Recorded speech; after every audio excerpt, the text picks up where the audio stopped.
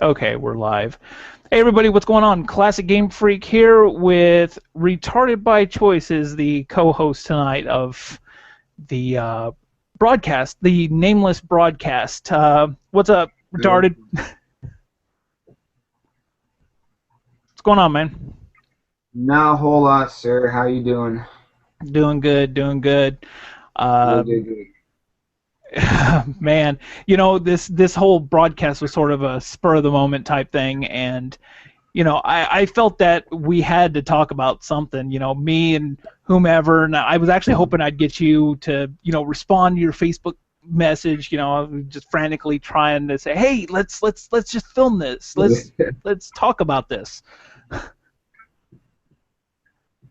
Yeah, yeah. So I'm always on Facebook. Even if I'm not even on there doing anything, I'm always on. I was kind of hoping so because we hadn't exchanged phone numbers or anything like that. And I was just like, oh man, I wish we had. I don't know why we haven't yet. We've been friends for a few months now, and Yeah, since at least January. yeah, it's been a little bit. So, um, anyway, just a lot going on with gaming here this week. E3 Yes, coming sir. Monday. It's already here. I, it just sneaks up on you real quick, like. Yeah, it really does. Like it just seems like it was only a couple months ago that I was sitting there in the kitchen watching, all the coverage from last year's, and I don't know about you, but I didn't almost get up from my computer during the reveals. Yeah, I was about one Coke away from having a bottle right next to me, so I had to get up and go to the bathroom. God. Well, anyway, we've got some more info, and I wanted to kind of talk about this. I got a few things for us to go over, and like I said, I thought what better person than to have you on here, and we could talk about it a little bit. I see you on the Xbox all the time, so My Xbox. loving that Borderlands 2, right? Oh, sir, I can't get enough of the Borderlands 2. I'm just a little sad that the next Borderlands installment is not going to be on this gen, and it's going to be on the next gen. Yeah. Because from what I've been reading about the Xbox One, I am not a all aboard is going aboard, you know? Oh yeah, yeah. For anybody that doesn't know, Xbox One is a PR nightmare here lately. Mm. Uh, did you actually watch the reveal or get a chance to watch any of it or? I actually did not watch any of the reveal. I wanted to kind of just let them do their thing, then go in afterward, kind of like a Trojan horse, and just get my hands on this little bit nugget and that nugget, and just get a consensus that way. And when they released like the way they did, it just to me it sounded like they just want to be not the first out of the gate, not the last out of the gate, but be the middle ground, you know, kind of like how the Xbox 360 was first out of the gate last was it beginning of this gen, and they just fumbled so hardcore. So I think they're waiting to see who got out first and go from there. But a lot of stuff they have offered, I did not care for. And then after reading today's announcement, I'm seriously considering waiting at least a year before I purchase any of the new gen systems out there. Makes sense. It seems like every time a next gen console comes out, you got the big three, you got Nintendo, you got Sony, you got Microsoft. Yep. Every time they come out with something, it always fails. The first batch always seems there's something that goes horribly wrong. And with Microsoft and Xbox 360, it was the dreaded Red Ring of Death. They had Yes. problems with that for what, like 3 years. Yeah, yeah. I was a victim of that red ring myself twice. uh, 3 times personally. See, that's 5 times between two guys. That's not good. Yeah, and well, yeah, and you know what I liked about the whole thing with the Xbox is when they brought the Slim out, they went on to say, well, you can't get the red ring of death on this one, and it was like, well, why? Well, we don't have any red lights in this one. That was kind of a You know, cop out, you know. it's a big cop out, but it's also very honestly true. Very true. Hey, they didn't lie. They just No, went about it a different way. they, they showed you their left hand while they're like stealing from the right. Yeah, for real. You know, I'm not grabbing a cookie, you know, while their hands in the cookie jar. Look, the Goodyear balloon. Yeah, look over there. Whatever, you know. Mm. But you know, like Nintendo, they came out last year, late last year with the Wii U, and like I was like, okay, Yeah, you know, there's their next gen. To me, I always think that the first one to release a console is always kind of the one to get the short end of the stick, simply because they've laid their cards out on the table. You know, it's like, okay, here's what we got. What do you guys have? And yeah. yeah, Xbox, they did the reveal and left so much stuff up in the air, and it was all about, you know, oh well, we want this to be one entertainment box. We want it to be, you know, your TV, your fantasy football, your movies, internet browsing all in one, and it was like, well, does this thing play video games? You know? Right.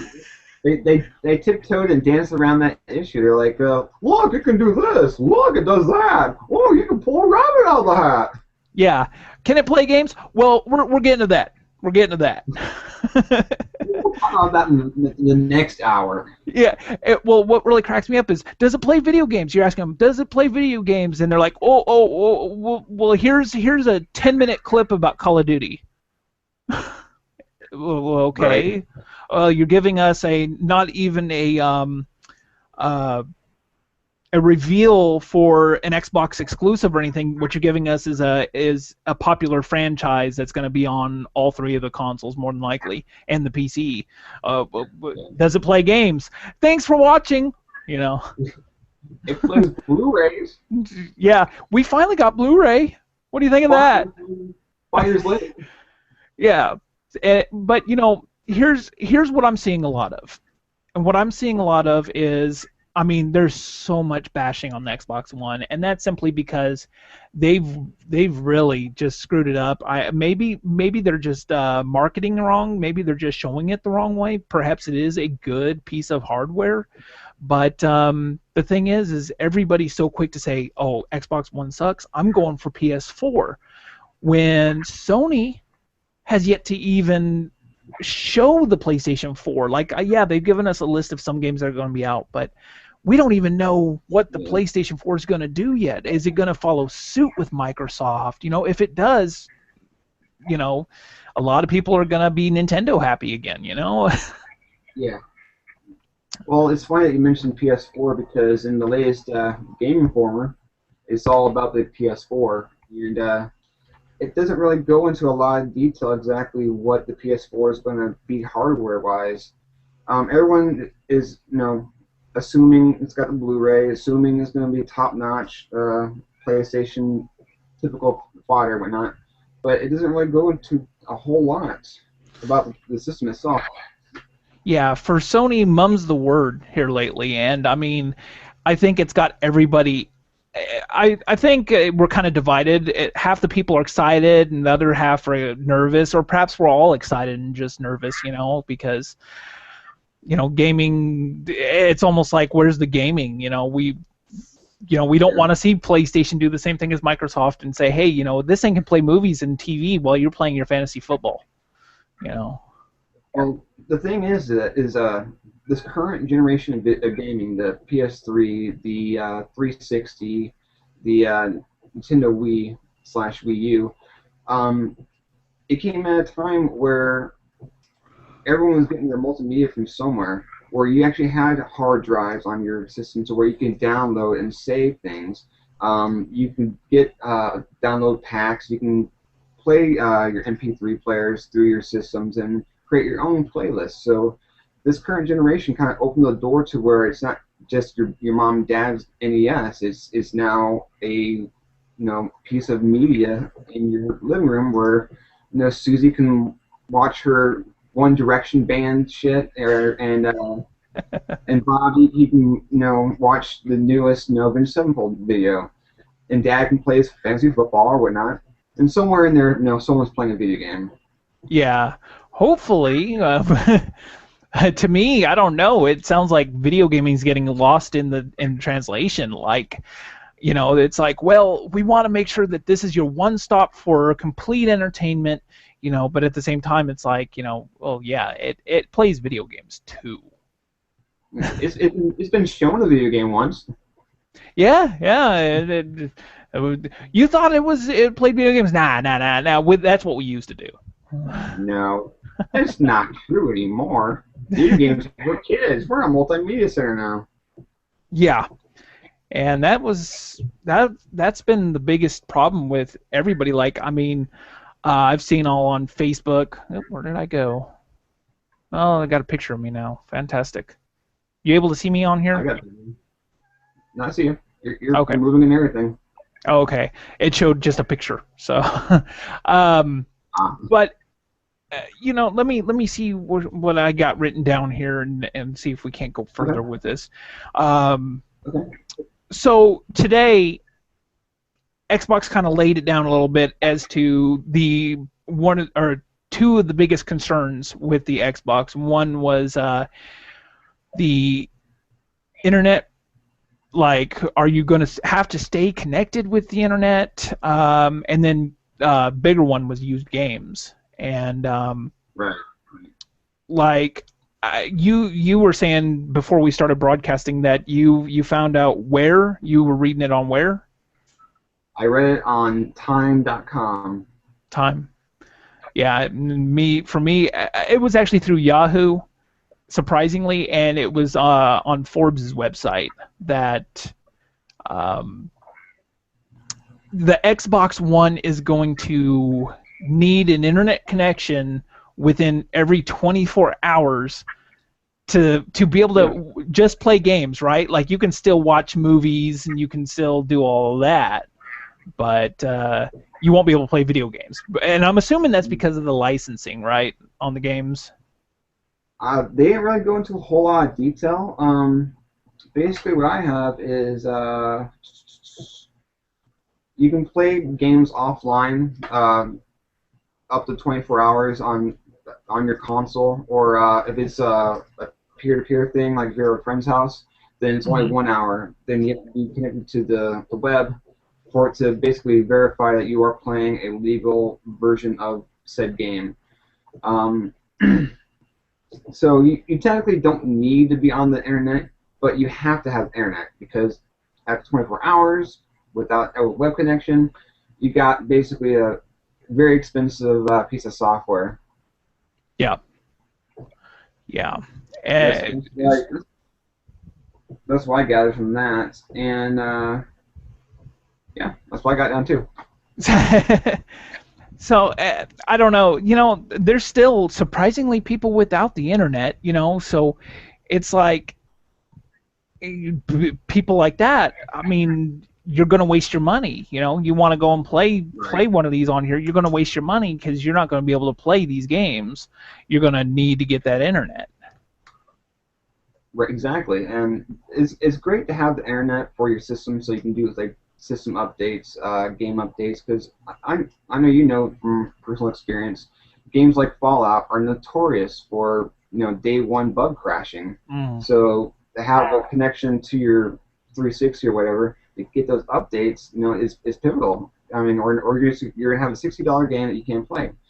But now for situations like, for me, I don't really do a lot of online gaming. I have the 360, it's connected to the internet always for my updates, but I don't play multiplayer games online, so my Xbox my Xbox account is a free one, it's not the gold, because I don't play multiplayer games. I don't do challenges like that, so excuse me. So I do miss out on a lot of the achievements are web-based only. but that's fine with me. I don't need to be on the net to play and have fun with these games. Whereas on this new system, it is a requirement. Yes, you can play offline for 24 hours, but after that 24 hours, you can't even play the game. You can't even boot up to the system. Exactly, and that's one thing that I don't know. It almost feels like they took it from the gamer. It's like, well, you have to have that internet. You like single player games? Well, that's fine. You can play single player all day, but connect the thing to an online connection first, and then we'll talk. That's SimCity all over again. I don't know if you had heard anything about the DRM on SimCity on the PC and that disaster. Yeah, I read about that, and I remember seeing a video about that too. I actually bought the game a little bit after it came out, and the servers were just a mess. Like, there was times you couldn't connect at all, and it's like, we're sorry, try back in 20 minutes. The countdown timer would get down to like that last minute, and then it would start all over again. Go back to 20 minutes, and it was frustrating because you're like, well, I don't want to play with anybody. I want to get on there. I want to build my own city on my own. Why should I be online? And it's simply because these developers are afraid you're going to pirate their game. They're losing so much money by pirating games, or because of pirating games. Right. Yeah, so, I understand that. I understand wanting to protect your intellectual property and all that, but where do you draw the line? I mean, are you going to make it to where in order to just even play a demo of a game, you have to be online, registered to the server, and registered to the company's website and all that, get updates to their newsletters and their emails? Mm-hmm. I mean, where does the line stop? You're exactly right. It's funny because I don't even think it'll stop here. I think they're still going to find ways to keep us 100% connected. Because you think about it right now, it's okay. Once every 24 hours, you get it connected, it updates, you're good to go. But on what generation is it going to be when you have to be 100% connected? Big Brother's right there the entire time, watching everything you do at every second you're on. Yeah, and that's another point. Also, in the same article, they mentioned that you, with the Kinect that comes with the Microsoft Xbox One, it's continuously on. The video and the microphone is on all the time. Now they say that they say it's because it's waiting for what's the command word, Xbox on. Yeah. Is waiting for that command, but it's still picking up whatever ambient noises are going on in the background. So who's not to say Microsoft's not trolling or whatnot? Yeah, it's to me kind of like the Siri on iPhone. Everything that you say to Siri is going back to Apple on a database and is being recorded, and that's another big concern, as you said, on a lot of people's minds about what the Kinect is watching, what it's listening to, and so on. It's no longer privacy in your own home. True. Yep. That's what a lot of people have been talking about too. From what I've seen online, people are actually very concerned about what exactly the Kinect is doing when it's not on, but it's still on. People are wondering what kind of things are getting reported back, or what kind of things it's maybe even listening into, Big Brother style, Yeah, and that's one reason why I don't even have my Kinect hooked up now. And a matter of fact, it hasn't been in months, and it's sitting on the floor and behind me. It's just, what is it listening to? What is it not? So. Right. Yeah, my Kinect is in the back of my Xbox right now, but it's not connected. It's just sitting back there. Yeah, for me, I don't know about you, but like with it connected, it took my Xbox longer to boot up, and just it became a headache too. So it was a very kind of novelty item when it first came out. Yeah, but I like it. I don't use it that much. My daughter uses it more than I do, but it's fun. I think it's a kind of a neat take on the motion detection software and programs out there. I definitely like it better than the Wii did. Because I had the Wii, probably probably within the first year it came out, and I really didn't care for it. The But now Wii, the original Wii? Yeah, Gotcha. I wasn't a big fan. My wife, she liked it. Um, I just couldn't get into the whole, this thing. Now when it's Exactly. whole body thing's not too bad. It's kind of interesting, but eh. The jogging was the worst. Anytime you did anything that required like jogging, you were kind of doing this, and I don't know. That just it's very suggestive. yeah. You're sitting there playing with your Wii. It's just no. But yeah, my wife and I actually had bought a Wii as well, and that's the only thing that her and I agreed on, after a little while. It's like, I just sell it. We're not messing with it. It's just not that fun. No, if you're 8 years old, it's great. If you're 30, not so much. No. Very true. I had played it. I was real excited for the Monster Hunter that came out on it, and even that, the controllers just didn't ever feel right, and just, nah. Now, with the Wii, though, I thought it was pretty cool that you could play just about every GameCube game on the Wii. Yeah, that backwards compatibility was nice, I will admit. So, the only problem with that, I think, is finding GameCube games out in the wild. Yeah. Here, let me shut this. Oh, okay, sorry. Yeah, game like that backwards compatibility on GameCube games and so on. I will admit that was cool. Even whenever I first saw the Wii, and I actually wanted one after it first came out. I didn't even know it was backwards compatible. I didn't know you could play GameCube games, and I had ran into one and saw the plugs in the top for the GameCube controllers. And I was like, wait a minute here, does it really? Yeah. It was a nice feature. I liked it. But with it being a feature, a lot of people kept their GameCube games, and so finding them out in the wild at thrift stores or pawn shops is very slim. Yeah. So, that I will admit that was great, because there was a few GameCube games I had wanted to play, and that gave me the chance to really. I had never wanted, I never ran into a GameCube back whenever it was still, producing games and things like that. So, so you never had a GameCube? You were kind of going into it from the backward compatibility. I can't talk tonight. So you got into GameCube games through the backward compatibility with the Wii because you didn't have the GameCube before? Yeah. So it gave me the chance to try, the Metal Gear Twin Snakes and things like that. So, I was real happy about that. Try out the remake of Resident Evil and so on. So that was cool. Yeah, those are good remakes. I really thoroughly enjoyed them. I thought they were better on the GameCube than they were on the PS2. Yeah. Well, they had gone back and refined some of the graphics and so on, and especially Metal Gear. Didn't they add just a little bit to Twin Snakes and so on? I'm not 100% sure. I wasn't really a big Metal Gear Solid fan back in the day, Gotcha. but I believe you're right that they did do that.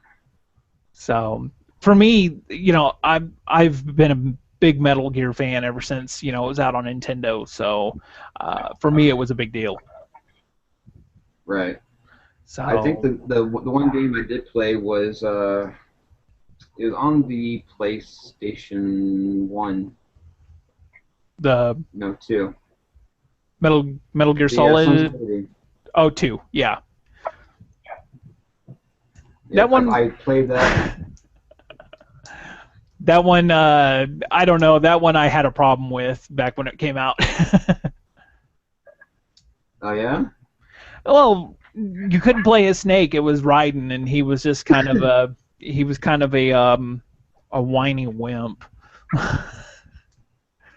Yeah, yeah. But at the time, I mean, that was some good graphics. I mean, I remember seeing that game going, wow, that's a lot better looking than a lot of the games that are currently on this system. Yeah, like watching a movie. I mean, there was so many cinematics and just so much of a story to follow too. So it was very, just everything had to be on par really with each other. The graphics, the storytelling, the sound, all of that. And they produced a pretty good game though, even though the main character wasn't a popular one. Right, right. But a lot of franchises do that. Resident Evil, they alternate who the main antagonist is throughout the whole entire history of the game. And one Mhm. time you might be Leon, next time you might be, not Leon. No, not not Leon. not Leon. Right. I remember that character. He was pretty badass. Right, right. But yeah, I know what you're saying. The franchises. Well, you see, I think that's what keeps it fresh too. Really, is changing up the characters a little bit. You know, if you're going to make a sequel, change up the character. Sometimes it's good keeping it fresh. There's other times you want to play that character, like with the latest Metal Gears. They've really focused on Big Boss, and like I was thinking about it yesterday. I think I think there's more games now in the Metal Gear canon about Big Boss than there is actually Solid Snake. It's crazy. Yeah, it works out that way sometimes. Sometimes they find that a secondary character is more popular than the first intentional character, i.e., Snake. Yeah. But not everyone's different. Some people are like, "Oh, this is better now. It's got so and so in it." And other people are like, "Well, I like so and so."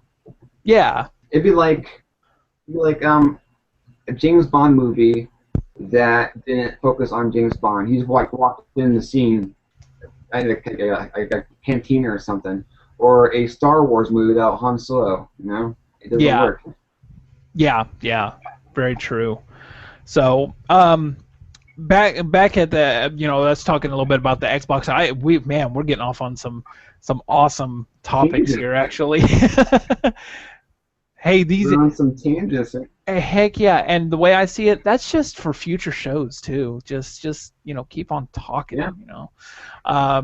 But so the other thing, which I'm still kind of confused on, I was trying to read, make some sense of it, and I looked at 3 or 4 different sources, and they were talking about the used games, on how the used games were going to work, and maybe you can make a little bit more sense of it than I can, but from what I gathered on it was like the Microsoft themselves are not gonna lock the game. They're not making profit from used games, so they're not Right. gonna lock them or anything. But the publishers can decide whether or not they're locked off as far as traded games go, used games go, and something about like you can't lend out a game to a friend. Instead, you would have to like gift it to them. I don't know. Maybe you can make some more sense on that.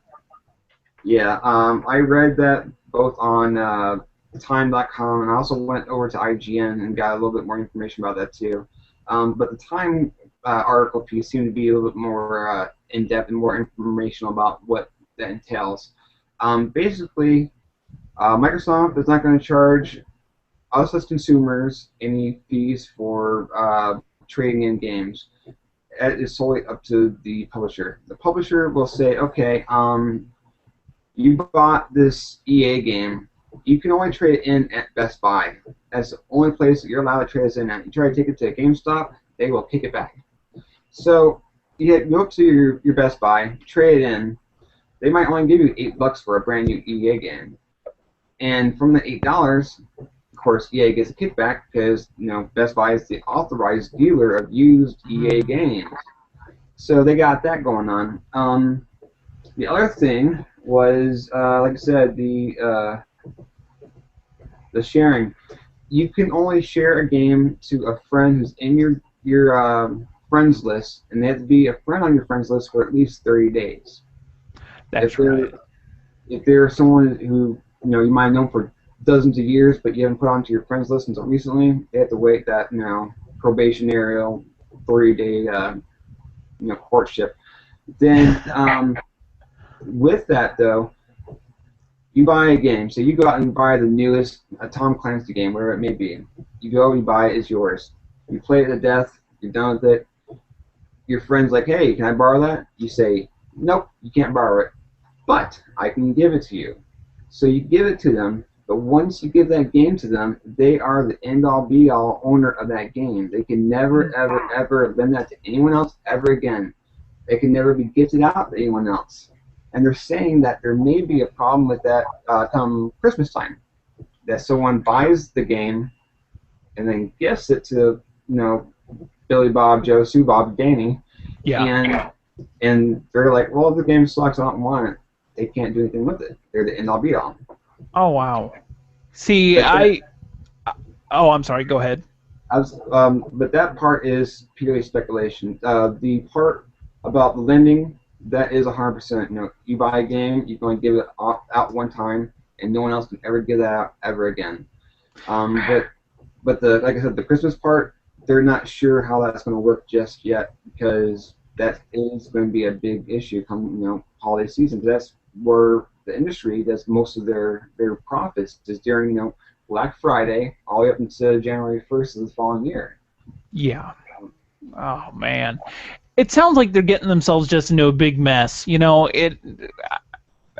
don't know. We've dabbled in used games for so many years ever since.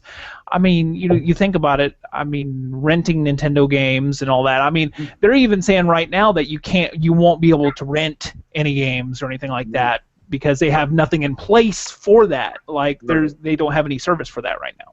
Right, because basically what it is every person who's got an Xbox One is like that. Xbox One is their Xbox One. So if, say, you go to your local Blockbuster, they're not around anymore, your local Blockbuster rents a game for the Xbox One, take it home, it's not going to work because either Blockbuster is the only owner of that game, or the first person to have rented that game will be the end-all, be-all user of that game. So it's going to be a bit of an issue because, like, this is like GameFly. What are they going to do? Yeah. Their whole purpose of being is renting games where you can keep a game like Skyrim for 6 months or whatever. Yeah, and I didn't even think about like GameFly and so on. They've got to be kind of crapping themselves by now. Like, oh, what are we gonna do? Are we just gonna be renting out for the Wii U? Very limited. But you know what?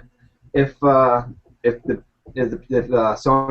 if they play their cards right, if they say, okay, you know what, we're open. You can buy, you can rent, you can trade, you can sell, whatever you want to do with these games. They will get a lot of people coming from the Xbox side over to the PlayStation side because of the fact that they can take their game, play it to death, trade it in for a newer game, and not have to worry about all the headaches like, do I own this, or does Jimmy own this, or yeah, it's just too much. A lot of people are going to probably jump ship if Microsoft does do what they say they're going to do. Yeah, I agree. I was actually talking with, of all people, my father-in-law earlier about it, and we were talking about the game crash back in the 80s, and like we were talking about the mainly like if there wasn't a game crash today, and this could be a first sign of a dang next gen game crash. If PlayStation 4 follows suit with that, Nintendo's going to be left. At least Nintendo will play used games and so on. But yeah, you're exactly right. I think the same thing. If Microsoft continues to do this, if they say, well, you everything that you've been saying, PlayStation 4, like, people don't even consider Nintendo an option. There's so many people that I've seen that's just like, which one do you want? Do you want the Xbox or do you want the PlayStation? So Well, I think more people's going to jump to the PlayStation 4 than even Nintendo or whatever. But I mean, yeah. those Well, two are going to get the business. you know how Nintendo is, and Nintendo has always been, and always will be, garnered toward the younger generation, the tweens and below. They're the Nintendo's bread and butter because they are first party and they are mostly E for every. So, Grandpa doesn't have to know a single thing about the game as long as it doesn't have violent content. Billy's gonna be happy because he's like, he got a Nintendo game, I got Mario. So, And you always feel. I'm assuming maybe it makes the parents feel a little cuddly and soft. Those powder blue boxes for them. Oh, this game ain't gonna be violent, It's got a squishy little marshmallow man on the front. Yeah, Nintendo, at least I will admit that they haven't done any of this stuff. I mean, don't get me wrong. To me, the Wii U is still very underpowered compared to even, well, not underpowered. They're just not using the power they have to make games like what the Xbox 360 is making and the PS4 or PS3 is making, and or a lot of the stuff they could be making. I mean, I've been hearing rumors of a possible Zelda game, and if they do that, they may pick up some sales. Yeah. Well, Nintendo's always got their initial fan base. Plus, they got their cast of characters. They have Mario. They have Zelda. They have Metroid. They have all these big powerhouse names that even if you've never played a video game in your life, you know who Mario is. Oh yeah. Name recognition. So Nintendo is never gonna have to. Their sales are not going to be as good because of the product they have out now. But between the 3DS and their powerhouse name brand characters, they'll be okay. They might not be number 1 or number 2, but they'll be okay. Yeah. Whereas, I'm sorry, go ahead. Oh, no, go ahead. I was going to say, whereas, Xbox, if they go in the direction they're saying they're going to go, they're going to find themselves in the same boat that Sega found themselves in with the Dreamcast. Remember that? When they came out, they were like, oh, we're beyond this set of systems. We're the next thing. A year too early. They came out so early that it's just like they killed themselves. They overreached what they could do. And that's what Xbox is going to do if they keep up with what they're going to do. If they do this where you can't rent games, borrow games, or trade games in, then they're going to be sinking like Sega did. They'll be licensing out whatever characters they do have to Nintendo and to Sony, like Sega whores out Sonic. Sonic has done everything. Sonic's done everything under the sun besides like a rated X game, but he's done everything. He's done the Olympic games. I mean. Yeah, that's true. I don't know. I just had a major brain fart. I don't remember what I was going to say now. I go up on tangents sometimes. I just gotta get these words out of my head. Yeah. Do what? The voices tell me to. All 12 of them. That's going short, man. I got 19. 19, man. I think a few left. I think they got just tired of trying to be louder than each other. This guy does nothing but play video games. I'm out. Yeah, see ya. But Xbox, they're just trying to get ahead of the curve, and they're doing it all wrong. They really are. And but if you listen to the words they use, though, they always, before every statement, they say, we're not charging a fee. It's up to the publishers what they want to do. Yeah. It's not us. It's the publishers. So they're making it sound like, oh, they're for us. They're on the gamer's side. No, they're on the publisher's side because they're allowing the publishers to say and dictate.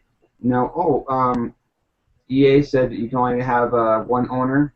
Well, here at Capcom, you can have 4 owners. How's that? How's that sound, huh? Yeah. Oh. But what it comes down to is the fact that the publishers want to get their hands on the secondary gaming industry, i.e., GameStop and places like GameFly where you can buy used games. Mhm. Because that's their biggest concern. They're like, wait a second, we spent millions of dollars making this game, test driving this game for you, putting it out, promoting it, and we're only getting paid for it one time. How is that fair? And I'm like, Yeah. well, it'd be like, say you have a Sony DVD player, you upgrade to a Blu-ray, you take that old DVD player, sit it out at your yard sale, someone buys it. Why should Sony make $1 off that sale when they already made the money the first time? Yeah. It doesn't work that way. But that's what they're trying to do. They're trying to say, well, we created this property. We want to get paid not only the first time, but we want to get paid the 900th time also. We want our pockets lined to the rafters. Yeah. But We it doesn't work that want a way. piece of that pie every I time. understand where they're coming from, because I know if I can make $1 off every transaction from a game I sold a million times over, that'd be awesome. But it doesn't work that way. Yeah. No. But they're trying, and they got Microsoft hornswoggled. Well, okay. On all of this, I mean, so far what we've heard, all the news and everything. Do you think that perhaps Microsoft might surprise us in E3?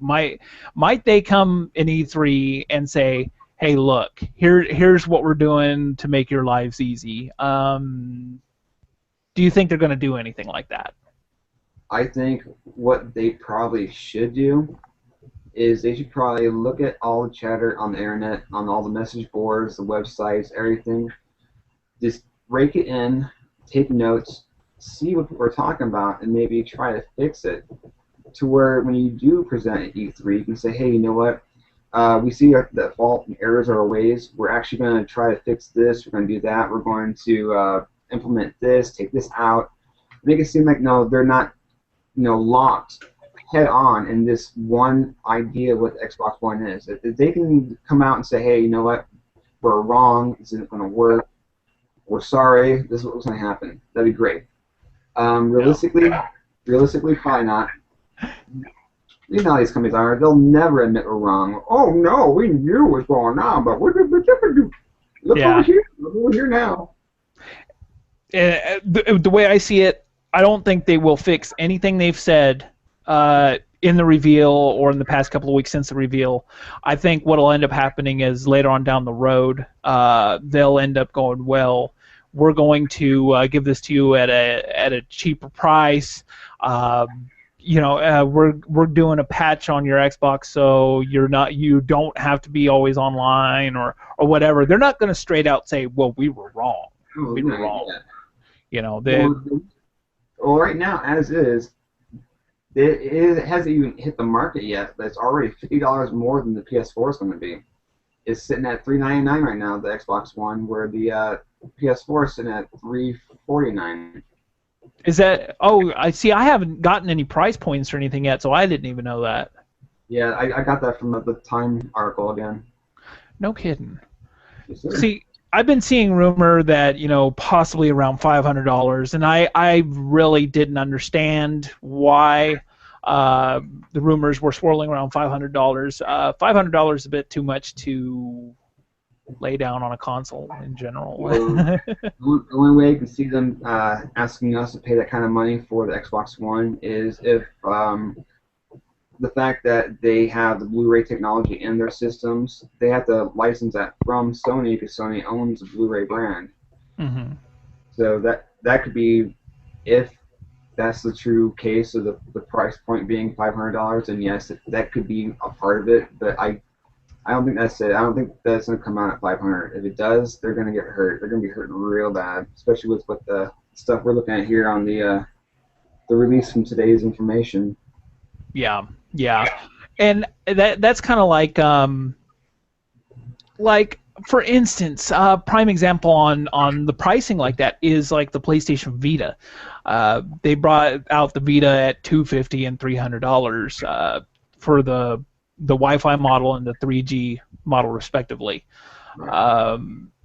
Now, like I don't know. I haven't seen anything on a price drop on that, but the thing about all of that is that's been like hurting their sales. Like the Vita has some great titles, has some great games, but a lot of people are, being realistic about it and saying, I can't put down $300 on this to, Right. play one game I might only play. So as soon as it came out in Japan, as soon as the price drop hit Japan, boom, it actually outsold the 3DS in that month. So that's going to be the same way with these consoles. If they don't price them right, forget it. It doesn't matter if you have an exclusive Call of Duty on it. You're not going to sell it. You're not going to be able to move that product. No, definitely not. I mean, in order for them to be able to say we're going to charge you $500, the only way they can justify that is if it comes bundled with some extraordinary like free 6 months of Xbox Live for free, a couple of Blu-ray titles, a couple of inbox exclusive titles, something like that. Something that kind of more distribute the cost, make the cost worth the value. Like I don't know if you remember back in the day when the TurboGrafx 16 or the Neo Geo, when they came out, they were like $600 a piece, and it was like at a time when you can go buy a Sega Genesis brand new with Sonic the Hedgehog for like $150. It was crazy. They basically shot themselves in the foot by saying, "Oh, we're so much better than blah blah blah and blah blah blah. Here, pay us this much." No. Yeah. A lot of people said no. I don't think so. I can get a Sega 32X for $10 and like games for $25. What? Exactly. That's one thing they really have to get right. I mean, even Xbox, if they keep everything the way they do now with the online once every 24 hours, the used games the way they are, they're really going to have to get that pricing right too if they even want to, make some good sales on it. Because you're still going to have people that's going to go out and be like, "Oh, I forever Xbox. I love Xbox." But they're going to end up losing people, with that. And so if they sell this thing for $500, they're going to lose just everybody. Yeah. Well, now, do you think that maybe Microsoft is doing this to kind of do away with the physical software, where instead of having a physical copy of the game, they can just go strictly, downloadable, or Xbox Arcade, where that's the only place you can get the games? God, I hope not. I've heard a lot of things where they're testing, like trying to phase out physical games. They just want to make it to where it's all digital, where everything's downloaded from the internet, or maybe you can go to a GameStop with a blank disc, stick it into the system there, and it downloads the game to the disc for you, and you take it home, and it downloads from the disc onto your system. Mm-hmm. But I don't know, all this stuff that they're doing, like sharing games, no sharing games, and all that stuff. It could be I don't know. I'm not saying it is, but it could be a step in the direction of no more physical copies, all digital, where they can still charge you $60 for a game, but they're not putting out anything in boxes or anything. This promotion. It's like they just to charge for promotion. They got $60. Boom, shalak, blah. Yeah. Well, even I had even read, speaking of that the games for the Xbox One are going to be like install only. Like you buy the disc and you literally have to go and install it first, like every game. So, that's I think one way that they are trying to phase out physical copies. You're right on that. A shame, really. Being a collector and everything, or ex-collector. Exactly. You're still out your collection, so you're still a collector technically. Yeah. But hey, keep the tile ones. Go ahead. Keep that title as long as you can. Until the last game sells, you're still a collector. Still a collector. I don't care if it's a really good copy of Toe Jam and Earl. You're still a collector. Hey, there's nothing wrong with Toe Jam and Earl, mind you. That's a great game.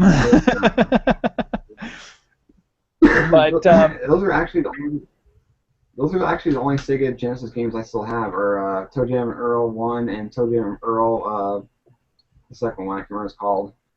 Uh, Panic on Funkatron. Funkatron. Yeah. Yeah, No. those are the only Genesis games I still got. Now you have a Genesis anymore. Yeah, I'm gonna dread getting rid of this collection. I know I have to do what I have to do, but oh well. It's not permanent. Do what? It's not permanent. Yeah, that's true. Well, 5, 10, 20 years from now, you know? Yeah, find a big lot of, just a bunch of games for super cheap. I don't know. It's pretty hard to do, yeah. But, you were talking about, phasing out physical copies of games and everything like that. And, since we're on the topic of these consoles and everything, have you heard about the Ouya or the Mad Catz Mojo? No, actually, I have not. Okay, the Ouya. This is a neat bit of hardware that actually started out as a Kickstarter project. Oh yeah, no, I know what you're talking about now. Yeah. Yeah. It's $99. Yeah, to anybody who's listening or watching, what the Ouya is basically an Android-powered console about the size of a Rubik's Cube, Yeah. and you can play Android games on it. You can buy like what's that game, Shadow Gunner, and so on, and play it on your TV. It's $99, and that comes out this month. GameStop's been taking pre-orders, Best Buy's taking pre-orders, but now just today I read that Mad Catz is coming out with a rival for that called the Mojo. Yeah, it's MOJO, and there's a period at the end of each letter, so I don't know what Mojo stands for, but what they're doing is kind of the same thing as the Ouya. They said it's smaller than the Ouya, and it'll actually be able to play any of the Android games, period, that are on the Android market. See, there's certain titles on the Ouya that come out that has to be made for the Ouya. This one, this Mojo, you can grab any of the games you have on your phone, any of the games that you might have downloaded, you can actually play those straight up on the Mojo. So there's that. So I'm wondering if this is starting a new kind of gaming trend, if you will. It very well could be. I mean, a lot of people are probably getting sick and tired of being gouged by the manufacturers of the big three. Android games are anywhere from 99 cents a game to $4, $5, $6 each. None of them are more than $20, I don't think. And if you can do that, download an Android game and play it at home on a TV, I don't see why you wouldn't want to do that. Yeah, I personally like playing games on my phone. I've got a few different choice picks on here that I would love to play on my TV and play as a console game. Two examples for me personally would be a game called Game Dev Story. I don't know if you've ever played that or heard of that one. No, I haven't. It's a neat little game. It's a little sim game, and what you do is you are running a video game development company. You got to hire people on to come in. You might hire somebody for graphics or sound or storyline or whatever, and then you got to come up with these different styles of games. So you have let's say you want to create an action. You choose from two different categories. You got action, and then you go and pick like a action ninja game. And either you could pick a really good category like that, or you can pick one where it's like board game ninja game, and it's an awful pick, so people don't buy it up as much as soon as you develop it, and so you don't make as much money. But that game's so addicting because you're trying to find those categories that work and make more money to make the next game, and they have like a little gaming award ceremony in it to see if you win best game of the year. Or they have like a little E3 show almost where you can hire booth babes and so on to try to market your game. So there's that game, and then there's a game called Dead Trigger. It's a first-person shooter, a zombie shooter, and just fantastic for it being on a phone. How about you? Any standout titles that you played on phone that perhaps would be great as a console game? Let me just go take a peek at my phone real quick. I don't play a lot of games on my phone. I play mostly on my Kindle Fire. Mm-hmm. Now, if I were to pick a Kindle Fire game, I would say Angry Grand Run. Have you played that one yet? No, I haven't. I've seen so many posts from you on Facebook about this, though. Yeah, it tapped into my Facebook, and so now every time I fart in the wind on that game, it posts like, "Oh, Brent, fart in the wind. Come fart in the wind with Brent. Download now." So, it's funny. I'll be at work and I'll check my Facebook, and it'll show like 3 or 4 posts from you. It's like, yeah, I achieved this score. Oh, no. It's okay. I'm just like, it's funny because that's the first time I've ever been like, well, if Retarded by Choice is playing that, I might have to try it. It's actually fun. One of my friend's daughters, of all things, right? This 11-year-old girl, she plays this thing all the time. I'm like, what you playing? Angry Grandma Run. Is it cool? It's pretty cool. Okay. So I've been playing that like religiously the last 3 or 4 days, and it's like, I gotta beat my score. It's pretty fun. And it's a very unrealistic game. Your angry grandmother running through the streets where there's giant flopping fish, giant holes in the pavement, cars rushing by, people running around with huge window panes of glass. You gotta slide under or jump around, and basically you just do that relentlessly till you can get your high score or the most amount of money or whatnot. Gotcha. I play Song Pop a lot on my iPhone. Yeah. Basically, it's this music trivia. You play a little sample of a song, you gotta try to guess it the quickest. Yeah, I played that for maybe about a week on Facebook, and then I don't know what happened. I just kind of stopped. Yeah, it gets kind of old. I have like 19 games I'm in the middle of right now, and it's just way too many. Yeah. I don't have all this time to be sitting around playing games on my phone. I be playing games on my TV. Yeah, that I think the only game I've ever really lost myself in, like a lot of these games I'll play whenever I'm on the go, but the only game I've ever lost like hours in was Game Dev Story, where I'll be sitting here, I'm like, oh, dang, I started playing this at 9 o'clock this morning. Here it is, midnight. Crap. No wonder why I felt like I needed to charge my phone 4 times, I was supposed to be at work 12 hours ago. Oh, shit. I'm tired. Yeah. Damn you, Game Dev Story. Damn new technology. For real. But gotcha. Yeah, I'm actually downloading the Angry Grand Run right now. It looks like one of those endless runners. It is. It's an endless runner with a bunch of unrealistic things you gotta run across, jump across, or slide under. Gotcha. It'll kill some fun. I mean, I sat here, I think yesterday, played for like 2 hours straight. I'm like, oh my god, I'm just been staring at this screen for 2 hours. My eyes burn. So I turned it off and turned on my Borderlands 2. There you go. And I think another game that I've done that with a few weeks ago. I was gone for a little bit and I'd taken my Vita with me, and one game that they put up on there was Jetpack Joyride. And I didn't even know what Jetpack Joyride was until it came out as a free-to-play game on the Vita. And a couple hours had passed, and I realized I was already at home. Like I almost don't remember the ride home or anything, and I'm still sitting here playing Jetpack Joyride because I'm trying to get coins to get another jetpack. And I'm just like, holy crap! I know what you mean. I know exactly what you mean. There's certain games that'll do that to me where you're kind of like in a trance state. And things go on around you, but they're not as important what's going on in the palm of your hand. Yeah.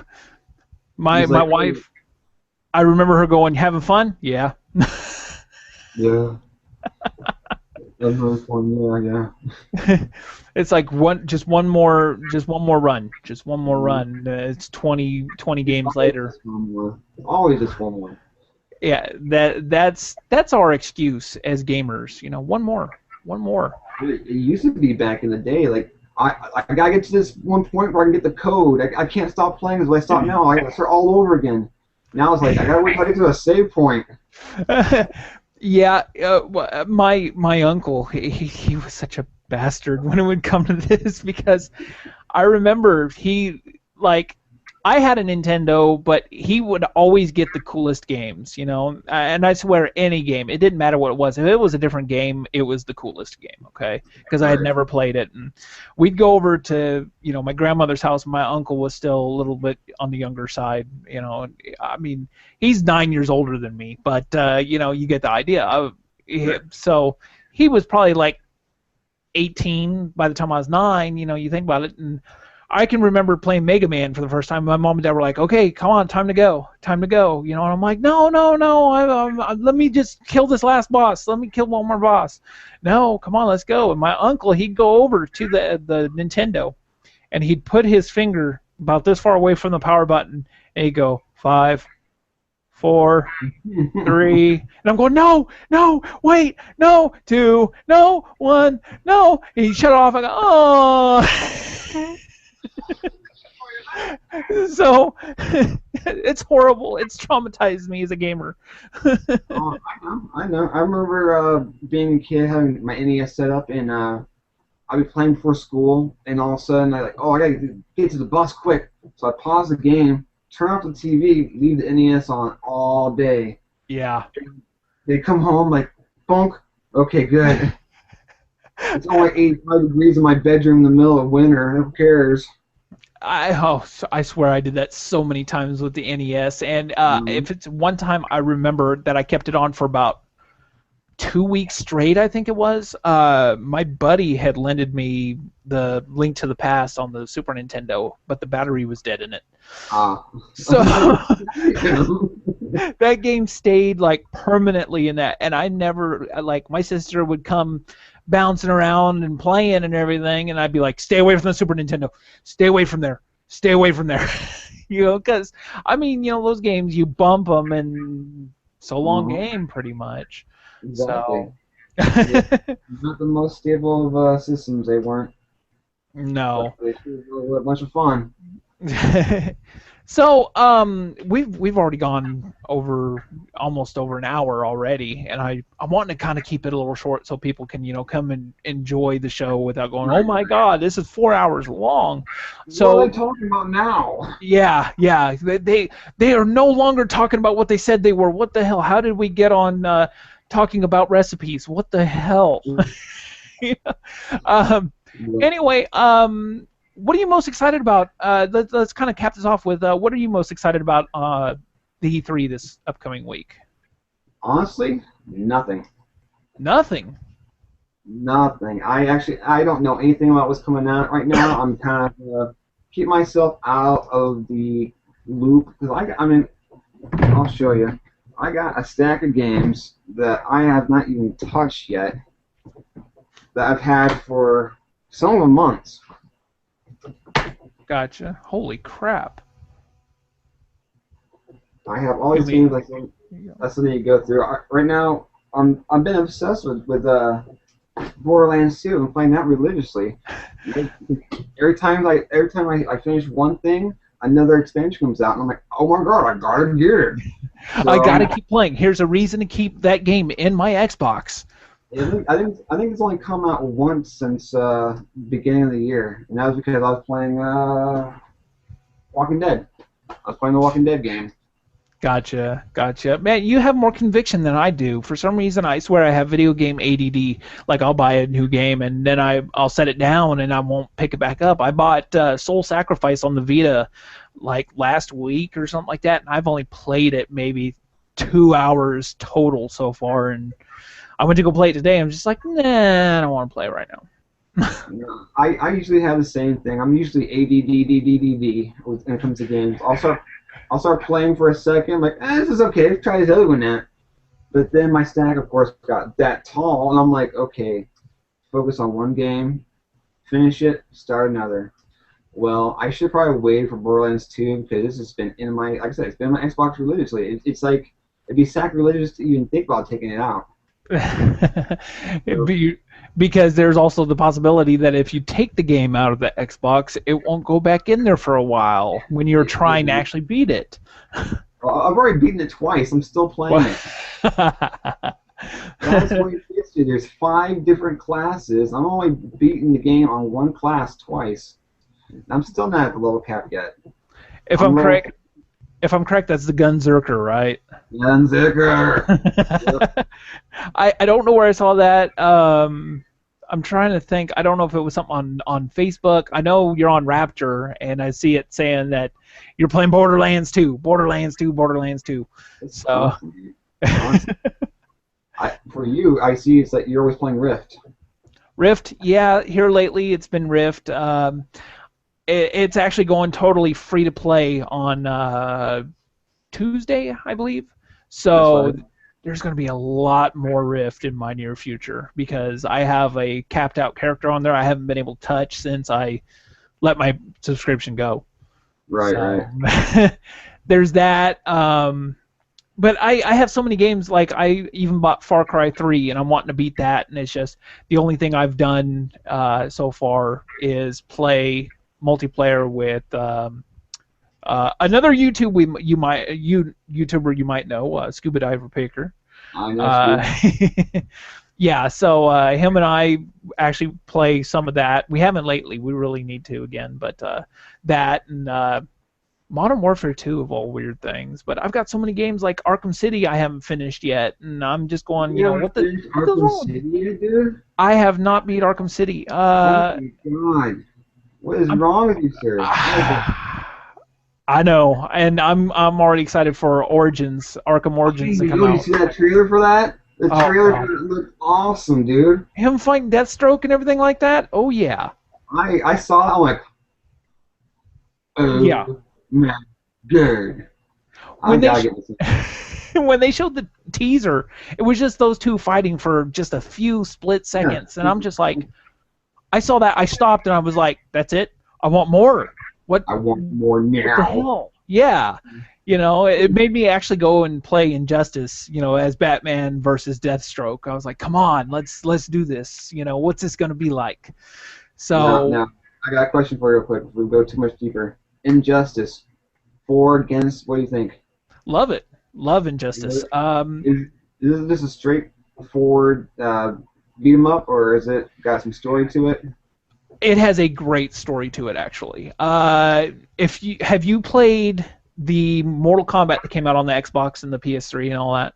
Yeah. Okay, the story's kind of like that. There's fights in between the storytelling. They've got a great story about a parallel dimension where Superman, I'm not going to give much away. This is the very basis of the story here. Superman is trying to stop the Joker at one point. The Joker sets off a nuclear bomb in Metropolis and kills Lois, and sends Superman off the deep end. He ends up killing... Yeah, he kills Joker. At the beginning of the dang game, I ain't gonna lie, okay? That's spoiler, I know, but that is the very first thing you see in there, and Superman just basically turns evil and turns all these superheroes into a regime. It's just, if you're not with Superman, you're against him and you're gonna die. So very Joseph Stalin-ish. Yeah, well, in the process of this other dimension, I guess the real dimension trying to stop Joker from setting off this nuke, they cause a rift to open and send some of them over to this alternate dimension. So it's parallel dimension Batman and the parallel dimension Superman and Aquaman and all that trying to stop the evil versions of themselves and everything. Turns out in this big epic, just kind of grand story, and it's a must play through. If you like the Mortal Kombat games and you like DC, it's a must. Oh damn it! I guess I gotta pick up another game. Classic. Yeah, hey, I'm just telling it as it is, and they just brought out some news the other day that one of the DLCs coming up, they're bringing Scorpion from Mortal Kombat into it. Nuh-uh. Yes, and they have the guy that did all of the art and everything for uh, Injustice. He did a revamp on Scorpion, what he looks like. So now instead of his normal gi and everything, his gi Right. looks kind of like a scorpion. Like in one of the pictures, it showed his hook hanging out, and it was like the scorpion's tail. It kind Oh, of looked like nice. that. His mask just looks really cool. They showed a whole video of him fighting Superman, like in game, Oh, yeah? and yeah, I was like, I have to get this downloadable content. Like I've never been more excited for a DLC ever. I don't think. DLC, man, it's come a long way from what it used to be back in the day. Now, Yeah. man, it's whole new chapters, new storylines, new characters, outfits, moves, everything and anything under the sun, man. It was just Yeah. great because it really opens up games. Like if you're playing a game like Skyrim, it's already a 70-plus hour game. Then you get DLC on top of that, it's like another 20 or 30 hours per DLC, which is great. It makes the Yeah. story go on forever and ever and ever, and it just never stops. Exactly. And that's one thing. That's whenever a game really, is worth what you pay for. You $60. I don't know, but then they get this DLC. Yeah, you pay $15 extra maybe for it, but you get 20 more hours of content. That's more than an hour's worth per dollar. And I mean, now like when they having you buy individual outfits for individual characters, that's just gouging the customer to get more bank. yeah. When really you don't pay attention to the costumes, whatever, that much in the games, and just Right. Or if you're I don't playing a know. game like Borderlands 2, it's all first person. Everything's in first person except for when you die, you come back, you see your character for a second, and then go right back in first person. Yeah, So it doesn't matter if you got the blue alternate top to your Gunzerker or you got the purple Mohawk. It doesn't matter. You can't see it anyway. and that's what I thought when it was first like change the way your character looks. It was like, well, okay, I guess. Just give me the Well, Gunzerker. right. A game like Saints Row, that'd be a good feature to have to be able to buy these different outfits. But when you're playing first person and you're in first person view, you can't change it from first to third or anything like that. It makes no difference. I mean, it Yeah, honestly doesn't. It's just an extra $4 out of your pocket that you really don't need to be spending on a outfit or a haircut or a shoelace or whatever. exactly. That's whenever DLC just becomes a question of why. You know, Yeah. I think, speaking of great DLCs, if there's one DLC that I'm really like, I haven't even bought yet, but I'm so anxious to go and buy it because I've tried the demo out. Have you heard of the Far Cry 3 Blood Dragon?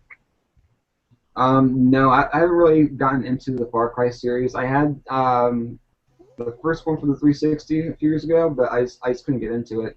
Gotcha. This one you might want to take a look at. What this is, Blood Dragon is it's a DLC, but at the same time it's you don't need the actual Far Cry 3 game to play this. This is all its own game Oh, using the Far Cry 3 engine, okay. and like what it is it's a love letter to 80s action movies. Ah, the kind. Yeah, and I'm talking like like the main character is voiced by Michael Biehn from the first Terminator. Kyle Reese. He Right. voices this character, and he's like a mercenary cyborg, not cyborg, but he's got like cybernetic implants and everything, and he's just really the badass talking type of action character, and like at the beginning, he's flying around in a helicopter in a Black Hawk, and there's one point whenever him and another guy go and do kind of like a, like a handshake like that, and it shows their biceps, and they both go, and like from Predator, and the game, like I'm talking, it doesn't take itself seriously, and that's the fun of it because in the background, like it's got like one of the best soundtracks I've heard in a while because it's like those 80s synth beats, and there's one theme in there that sounds just like such a ripoff of the Terminator theme. Really? I mean, yeah, like I swear, if there was one more beat to it, it would be Terminator. When you first start out, like one thing that had me just rolling was like it's telling you how to play the game, and basically the Michael Bean's operator turns on his tutorial mode, where he's like, oh, come on now, and he's sitting there just griping the entire time as this tutorial is going through. It's like, push A to jump. He's like, come on, I know how to do this shit, come on, and the whole time he's griping, it makes you laugh, throughout the whole process of the game. It's like that. I'm talking every time he does like a stealth kill, he's got something, he has some cheesy 80-ish one-liner, but it's also cool because you can like run up behind somebody, grab them, and then if you like push like the right bumper button, he'll throw shurikens at guys that are close to him, and do instant kills on them with shurikens and so on. And it's a must for anybody who really digs those 80s action movies and got a kick out of them, because enjoyed Big Trouble in Little China. Exactly. I swear they got a lot of references from that, and then action movies like Terminator and Predator, and just how macho those characters were, and yeah. So there was something else I was going to say about it. I can't remember, but yeah, it for $15, like I had posted something on Facebook, and I said, "Oh, I'm sitting here playing Far Cry. This game is so badass." And another YouTuber, Xander Scullion, he had posted. He's like, "Oh, it's so cool! It oozes blue goo." I was like, "This game is so badass that if a woman looks at it, she gets pregnant instantly. It's so badass that Chuck Norris played it and wept, then set the difficulty to easy." So play the demo if you haven't. Trust me, you won't be disappointed. I'm gonna have to. Now, before we get too much further in this tangent we're on, what were your look forwards or picks of the upcoming E3? Yeah, I really want to know what Sony's gonna do, because for sure they're gonna show it at E3 this year. Yes, their reveal is at the E3. Yeah, so we got a couple days for it. But see, for me, I'm always the person that kind of needs to know what's going to happen. For me, if like Xbox is already given, I'm not getting the Xbox One. Maybe later on down the road when they finally do that patch, it says it doesn't need to be online always or whatever, But for now, no. I'm not a Nintendo fan. Like, I have a 3DS, but I didn't like the Wii. I don't like the Wii U. As much as I've tried to like it, and so I don't want to get a Wii U. And so basically, the PlayStation 4 is the last bastion for me of modern gaming. If they fumble with this, then I'm done with modern gaming, really. No, I'm with you on that, sir, because, like I said, between the Nintendo, between the PS4 and the Xbox One, right now none of them's looking too grandiose for me. If the PS4 comes out and it's the complete 180 from what Xbox One is, then yes, I will go back to PlayStation. I've been away from PlayStation since PS2. But if they can do what the Xbox can't, I'll go back over. I hate to do that, but I will.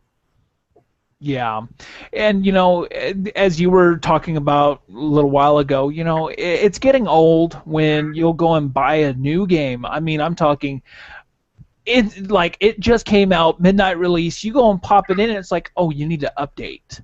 Mm-hmm. Oh, okay, well, fine, update. And then you get those, well, maybe not so rare anymore, but it's update, and it's, 200, 300 megabytes, and you're sitting there waiting for a little bit, and you're just like, I just want to play this game. I don't care about this update right now. But you're left sitting there waiting because, oh, well, there was an update because they didn't get something on the disc in time, So, put a certain gun in there. Yeah. So, like I said, the PlayStation 4 reveal for me is going to make or break if I continue playing modern games or not. Right, right. So it's kind of sad, kind of sad. They're doing it to themselves, and we're not doing it to them. They're doing it to themselves. Yeah, yeah. They really So are. If they just took an eighth of what us gamers are saying and took it to heart and put it into the systems, then they'd have a loyal legion of customers. You wouldn't have people jump ship every other year or so because of this or that. No, but yeah, these companies they have their focus groups, and basically they take what they want to hear from the focus groups. Say, oh, they love us. Okay, great. Oh, but yep. you can only rely on self-serving words so long, right? Yeah, exactly. I mean, for me, it's just gonna force me to go back and play the classics. Keep or find another Super Nintendo and play those, because those to me are infinitely enjoyable and way harder than modern games. Well, because modern games have automatic saves, or you can save some games you can save whenever you want. Like, oh, I'm getting shot in the head right now. Let's save it. Oh God! Especially, like, I can give a perfect example of that on the PC. When I played the first Max Payne, it was like autosave, hit F9. So just before a gunfight, oh, hit F9. Oh, I got shot during that. I better go and quick load it. It's not a challenge anymore. And it's not a challenge, but you know what? If I had the option to save back in the day on, say, Mike Tyson's Punch-Out, I sure the hells would. Yeah. Because I don't know how many times I got my ass beat by, Ball Bull. Yes, especially his bull rush move. Oh God. I could never dodge that thing. In the 25 years since that game came out, I can't dodge that stupid move. I know how to do it. I've read how to do it. I've seen people do it. I know how it's done. I physically can't do it. It's 50-50 for me. Either I hit it or I don't, and it's just it's still, yeah, being this far along with the game and playing it for years, it's still a hard one for me to catch. So on my phone, for instance, I have like every Nintendo game and every Super Nintendo game on an emulator on there. And one thing I did was I got to Mike Tyson on there, and I have a state saved right at Mike Tyson, and I have yet to beat him on the phone. I don't know if it's perhaps because the touchscreen is not as touchy with this emulator or what, but he kicks my ass every time, and it's gotten beyond frustrating. Yeah, he's the one punch you're down. That's it. There's no TKO. It's just out. Yeah, you're done. That's it. So yeah. Well, anyway, I guess we better wrap this up. This is just perfect for another broadcast or whatever. Yeah, I'm down. I'm free most nights. So whenever you have some time, let me know. We'll do some research, get some topics. Yeah, definitely. Just anytime you see something, just jot it down, and we can definitely discuss it. So anyway, thanks for answering the Facebook PM so quickly and being on here tonight. I really wanted to do some talking tonight, and I really appreciate you jumping on there and saying, hey, yeah, we could do that, definitely. I was ready to go to the big leagues. Yeah.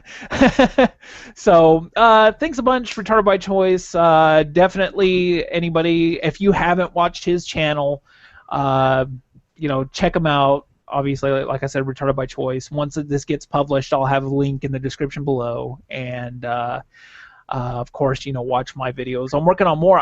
Real quick, I want to plug something I'm actually working on.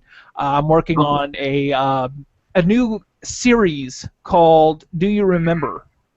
And what it's going to be is it's going to take some of these more obscure games that perhaps you might not have seen or you just kind of missed, and going to kind of display them. It isn't going to be so much of a good or bad review. It's just going to talk about it. It's going to say, oh yeah, here's what was good about it, here what was bad about it. But it could be a really kind of crappy game. It could be a Dr. Jekyll, Mr. Hyde, but I'll still sit there and talk about it and my experiences with it or whatever. And I guess I'll give it out real quick. My first episode is going to be on the arcade game Time Killers.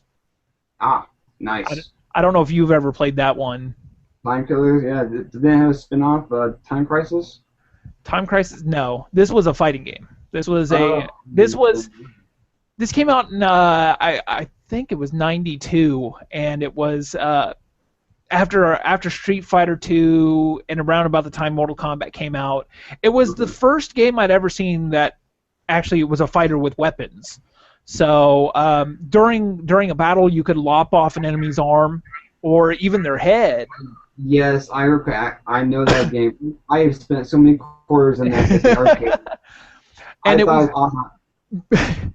it was the worst whenever you would start out a round and somebody would chop your head off, like Yep. right at the beginning of the round, and there's your quarter. That's it. Yeah, you're done. You're done. That So used to be so cheesed. yeah. So I'm doing my first episode on that. I've already done like I'm still working on the edit of that, but I've done I did all the writing. I've done all the voiceover for it. Now I'm just doing a little bit more because I think told you or I've talked about on Facebook. I'm going to be building an arcade cabinet here soon. Yeah. Yeah. And I've been excited, like so excited that my old laptop. Let me show you this. I actually took. And I'm actually, let me see if I can turn that right. I've actually had this standing up as an arcade cabinet right now. So I've got like my arcade stick down here. I'll just come in, I'll leave Galaga on it, and come in and just push start every so often and play that. So I've been using that to do some of the Time Killer stuff as well. So. You said it's going to be about, what, 6 weeks before you get that cabinet completed? I'm hoping it might be a little less because I'm actually about to order the controller card. It's called an iPack card that takes all the leads from the buttons, puts it into this card, and the card outputs to a USB. So you just plug it into the computer and you're good to go. I'm about to order that whole bundle, the joysticks and the buttons. It's going to cost me a little over $100 for that. And then all I'll really need is just the wood to build the cabinet. So I'm ordering all that first bundle not this weekend but next weekend. So I'm real excited. And as I've said in my last video, I'm going to have my dad here with me to unveil the machine and everything for my channel. So, real excited. Going to show some old games. So, anyway, once again, thank you everybody for listening, for watching. Like I said, there's going to be more definitely to come because the way I see it, I like discussing this old stuff. Old games, new games, and a lot of the news that comes out, there's always, like I can go to IGN when I get home from work and there's always pages and pages of new stuff that's happened throughout the day. Always. Yeah. So, anyway, thanks again, man, for being here, and hopefully we'll do this really, really soon. Yeah, I would love to do that, dude. All right, man. Well, thanks for being here. Thanks again to everybody for watching, and until next time. Peace.